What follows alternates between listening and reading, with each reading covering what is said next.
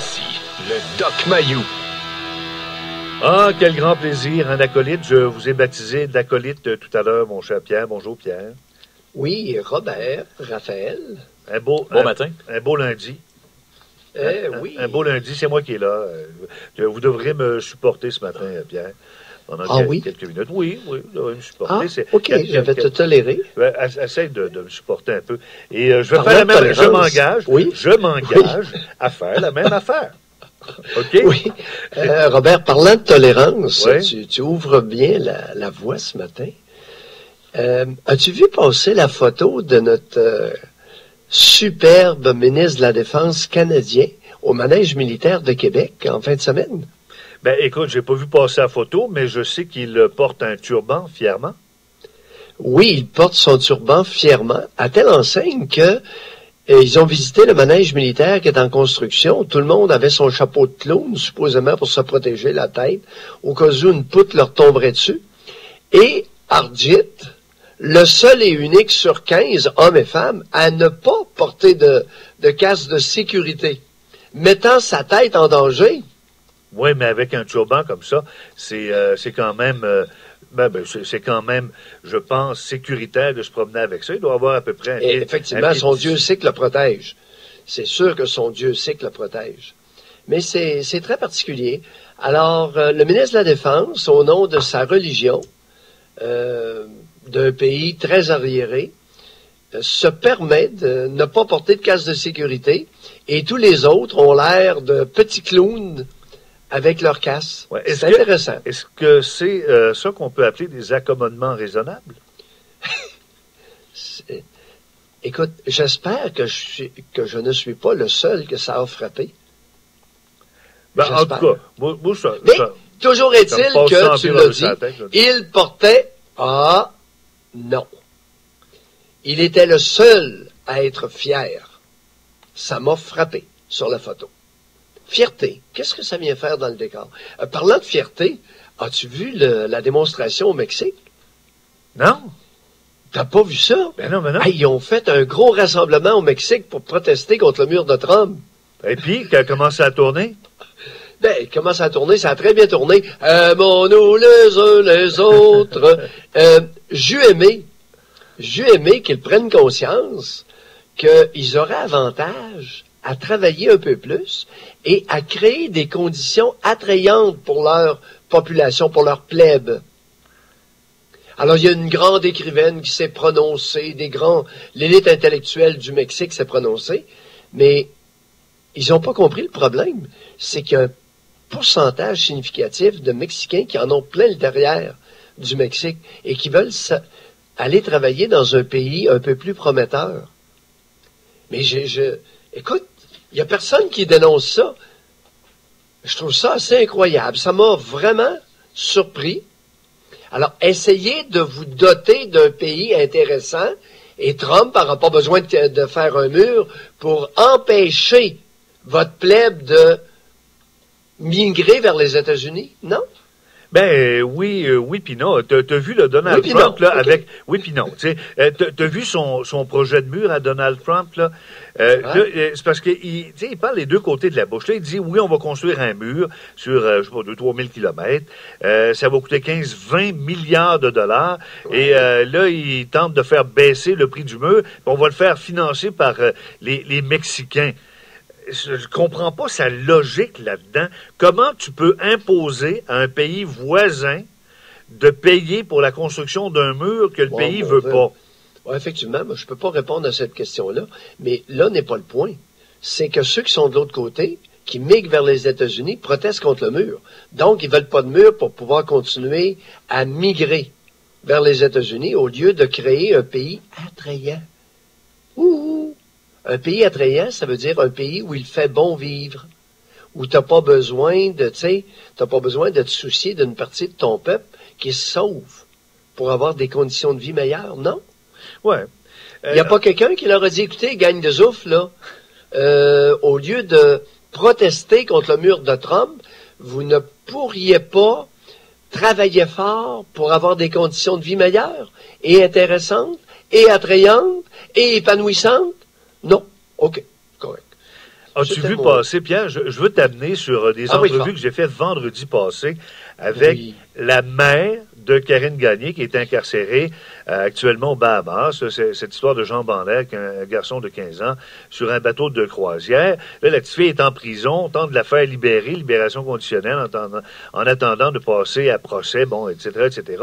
Ce que j'ai appris en faisant les deux entrevues, je sais pas si tu as entendu ce que j'ai fait là-dessus, entrevue avec la mère, c'est que là, les parents se chicanent, veut rien savoir de lui, il veut pas me rencontrer, il ramasse de l'argent, je suis pas au courant, je suis écarté des décisions. Lui, l'autre, il dit, elle a tenté de me faire barrer à l'ambassade des Bahamas, puis elle m'a écrit en me disant, regarde, c'est moi qui voulais te barrer. Écoute, tu sais, puis je vais utiliser l'expression que tu emploies souvent, là, c'est pas chic. Oui, monsieur, c'est québécois. Ne soyons pas surpris de certaines tensions existantes entre parents séparés, divorcés. C'est coutumier au Québec. Alors là n'est pas le problème. C'est que le problème, c'est est-ce que vous avez contacté le bureau de la ministre des Affaires extérieures, Chrystia Freeland? Est-ce que quelqu'un a appelé là pour savoir qu'est-ce que notre ministère des Affaires extérieures fait pour rapatrier et protéger les droits de cette ressortissante canadienne? On n'a pas l'impression Est-ce que c'est parce qu'elle est une femme québécoise qu'on la laisse dans le trou?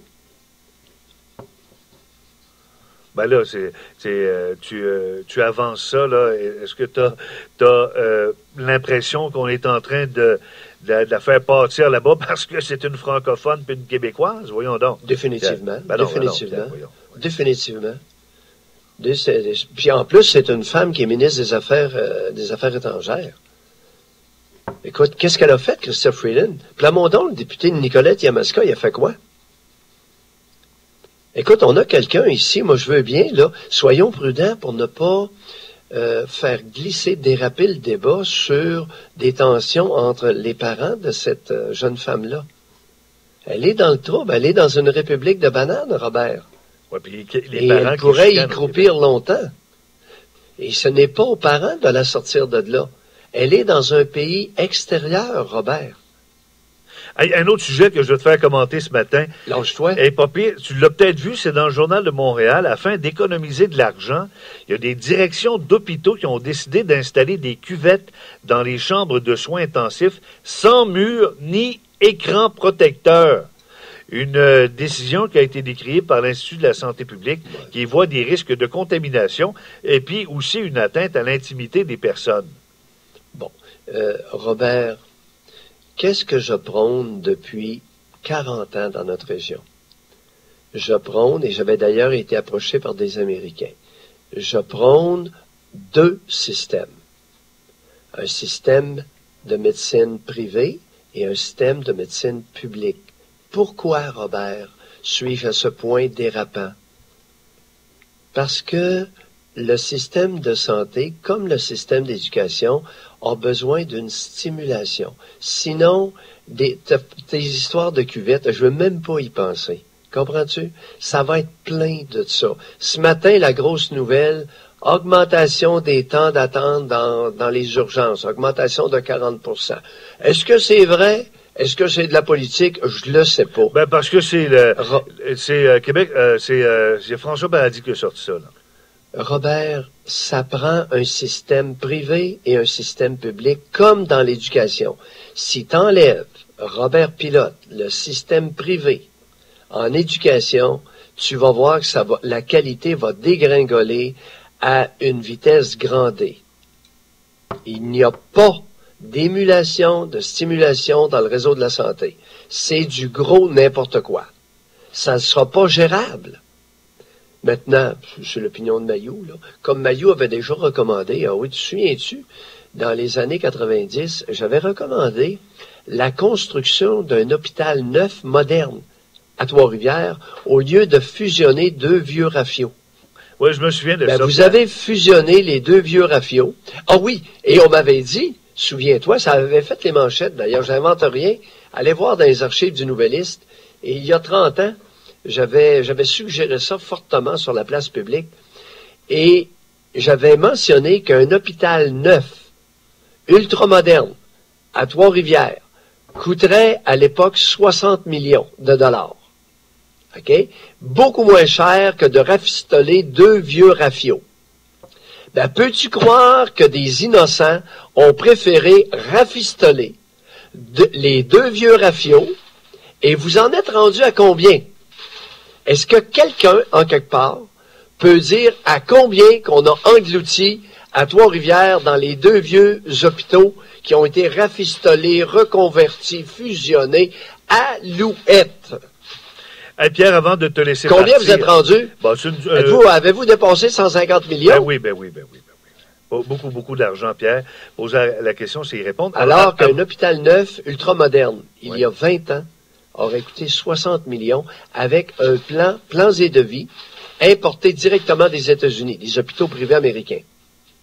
Eh oui, mais là, écoute, on fait d'autres choses. Hey, aujourd'hui, rencontre au sommet entre ton préféré, Donald Trump, et Justin Trudeau. J'ai hâte de voir comment ces deux-là vont se comporter ensemble. Penses-tu que ce sera l'amour? Penses-tu qu'ils vont se séduire mutuellement, puis qu'ils vont tomber en amour, vu que c'est à Saint-Valentin demain? Non, Robert, qu'est-ce qu'on a utilisé comme élément buffer dans la réaction? Les femmes. Entre les deux? Les femmes. Non. Brian Mulroney. Oui, c'est vrai, t'as raison. Oui. Je n'en reviens pas. Il faut que tu appelles PH Vincent matin, parce que écoute, PH était un mordu de Brian, puis on fait du millage ensemble. Mais qu'est-ce qui se passe? On recycle nos vieilleries. Il est rendu à 75, et c'est lui qui est l'entremetteur. La solution tampon. Je n'en reviens pas. Et penses-tu que le courant va passer entre les deux? Mais où s'en va la politique? Il n'y a plus de parti. On s'aime. Remarque bien qu'il y a un beau côté à s'aimer. Hein? J'aime ça. Ben oui, vive l'amour. Mais penses-tu qu'ils vont s'entendre, ces deux-là?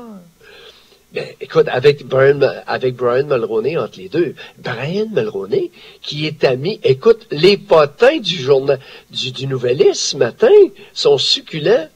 Brian Mulroney est ami avec un proche de Donald Trump. Ah ouais? Et Brian va à West Palm Beach. West Palm Beach que j'ai visité.